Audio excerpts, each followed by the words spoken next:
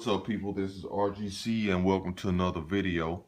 I'm going to start off with recent gaming. Completed Red Ninja, End of Honor. You're basically just a ninja and you're working toward the end of the game. You witnessed the murder of your father. You're seeking revenge.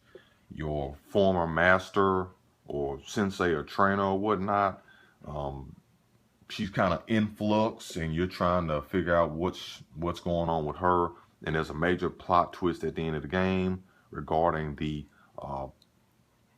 main enemy. But anyway, a lot of manipulation and stuff like that that comes into play in the game. This game was actually I think produced by film director Shinsuke Sato, and it does have pretty good story elements. But the main issue I have with this game is not so much the story. The story is pretty good. And the challenge isn't that bad either. It's just where the challenge comes from. Typically in ninja games and stuff like that, which I played a lot of recently, the challenge comes from the actual enemies and the number of enemies and their positioning and how you got to sneak up on them, this and that, whatever. How you have to attack them, the attack patterns and learning that stuff. But the main problem with this game is the horrendous camera angles. And that's a major problem of any type of 3D game that has platforming in it. This game has quite a bit of platforming. You use your Tetsugen, whatever. She can attach a hook to that, and she uses that to connect beams and bars and stuff like that that have attach points. And you have to platform utilizing that weapon with the hook on it. It becomes very tedious. Some of the platforming in this game is pretty rough and unforgiving. And some of the checkpoints and save points are pretty sporadic. So this game definitely provides a challenge. As stated before, a lot of the challenge comes from the bad camera angle. And another major challenge actually comes from the controls. And sometimes you'll press a button, it'll say do a certain thing at a certain time, and you do that and it doesn't work. And that becomes a major problem, especially when you get prompts as in the middle of boss fights that kind of tell you what you need to do. And I kind of don't like that too. It kind of holds your hand in certain areas.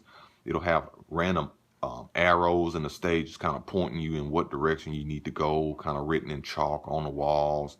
And it'll have like moss or green or blue piles of sand or something like that. It kind of denotes where you need to go and stuff like that. I kind of don't like games holding my hand. But at the same time, too, some of the stuff is so hard to do anyway. It's still, for lack of better words, a pain in the ass, you know. But pretty good game, I guess. Pretty good story. Interesting. But I cannot recommend this game, really. The camera angles and the controls and stuff just make this game really a pain. But maybe if you play through it on easy mode, you might find it more enjoyable. I know I don't suck at games, so, but yeah, this one's kind of rough. Can't necessarily recommend it, but got that taken care of. Now on to some recent pickups. Found some stuff at local stores that was of interest and quality. Got another copy of Lair for $1.95. It's complete good condition. Have to have it. Condition upgrade for me. Fairy Tail Fights looked interesting, kind of outside of the box. I think you're playing through fairy tale games, but you're actually killing other enemies and characters of the game and stuff like that. Don't know much about it, but it does look interesting. It's only like $4.50 at GameStop. Why not?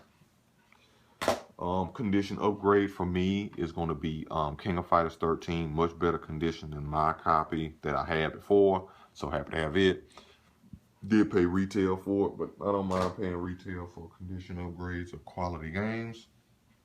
Picked this up at a local store, The Cursed Crusade.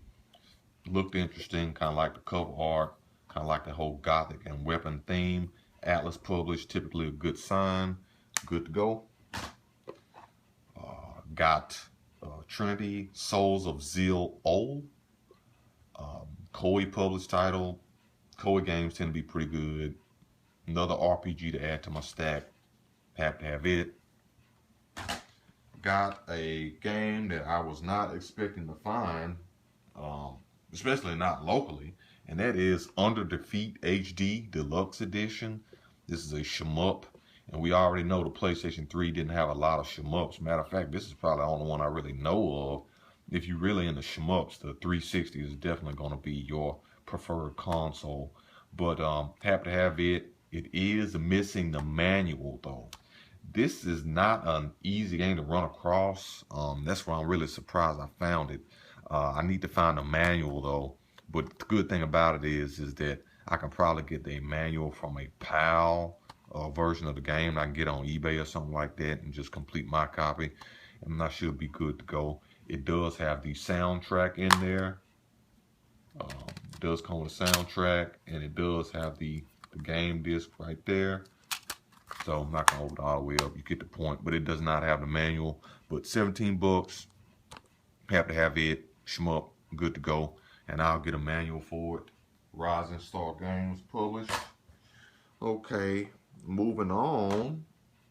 I got Arcania, The Complete Tale for PlayStation 3, Nordic Games.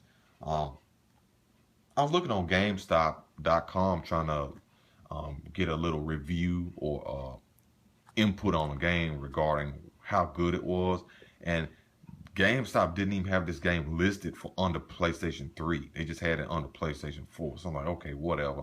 But it looks like a good game. Cover art looks interesting. From what I see on the back, it looks interesting. Yeah, paid 25 bucks for it, but whatever. Happy to have it. We'll see. Okay, so earlier this week we had a game get released on the PlayStation 3 that was of interest to me, and I decided to pick it up. I had to track it down a little bit. GameStop's website wasn't giving me accurate information on where this game was located or if the stores actually had a copy in stock, and that is Dengeki Bunko Fighting Climax. Yeah, it's a PlayStation 3 fighting game. A lot of anime characters in it. This actually is out on the Vita as well, but I collect for and game on PlayStation 3. Nothing wrong with handhelds. I just don't collect to play on them. So I just decided to get the PlayStation 3 copy. But the Vita copy comes with some additional boxing and other good things. Kind of saw on some other videos. I think Crack Lotus kind of talked about it regarding the box and other things it comes with. But I decided to get the PlayStation 3 version. Looks cool. Happy to have it. Had to get it new. Of course, it just came out. So I look forward to playing this fighting game and seeing what it is about. Has supposedly a lot of Sega characters in it, and that's cool. A lot of backgrounds and scenes and stuff like that from a lot of other Sega games and other anime series. So that seems pretty cool. Happy to have it. Nice little pickup. Now, on to my PlayStation 2. Haven't really been picking up much PlayStation 2 lately, but that has changed. Okay, so I've been trying to snatch up a lot of PlayStation 2 RPGs, and over time they're gradually coming to me. This is one game that I've seen in a local store before, but the price kind of, not that I couldn't afford it, it's just I didn't necessarily want to pay that much for it. When it comes to PlayStation 2, a PlayStation 2 game being expensive, you could say an expensive PlayStation 2 game is roughly around like the $20, $30 mark, because most PlayStation 2 games are pretty cheap.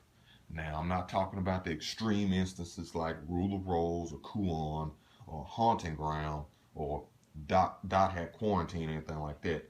But just PlayStation 2 games you would consider more on the expensive side. Well, this is one of them. This is a RPG, a little action RPG, part of a series. This particular game, I think, was joint work between Square Enix or Square Enix. Some people say that. Maybe that's correct. I don't know. And Ubisoft, and that is Drakengard 2, complete good condition. I did not pick this game up at a store. I actually found a decent a lot on Craigslist. Some guy was selling this game for $5.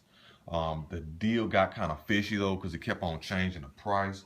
But he explained it to me. He had other people emailing him and talking to him at the same time trying to get this game. He had a few other games of decent quality for the PlayStation 2, but nothing I really was into or really needed. But everybody was trying to get Drakengard 2. So he had it listed for $5, and he gradually started getting increased offers for that. But me and him made a deal for $12, and thank goodness I was able to get it. This game usually goes for about 30, at least at a local retail store that has a copy. They sell theirs for about 32, and on eBay online I see it around 30. So happy to have it. Good game, looks awesome. I already have Drakengard 3. Might go back and get Drakengard the original. So happy to finally have games gradually come to you. You don't have to spend a lot of money. These are some of the most rewarding type of games to get. You don't have to go out of your way.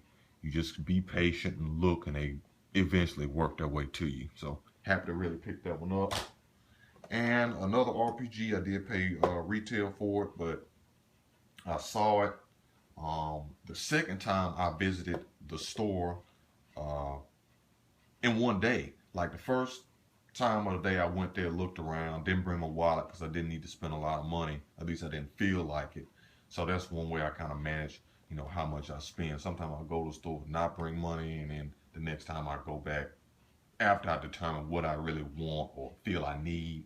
And this game, I'm always looking for PlayStation 2 RPGs. It's amazing how this game, and I know what the size of the cases and stuff like that look like, and know what to look for. But it skipped me. I didn't see it, but I went back and I saw it, and that is Tales of the Abyss. So happy to have it. Just wrapping up those PlayStation 2 RPGs. $22.95. Yes, but it's all good. It's complete good condition. Happy to have it. Very nice. Very nice. Like the Tales series. I already have Tales of Legendia for the PlayStation 2.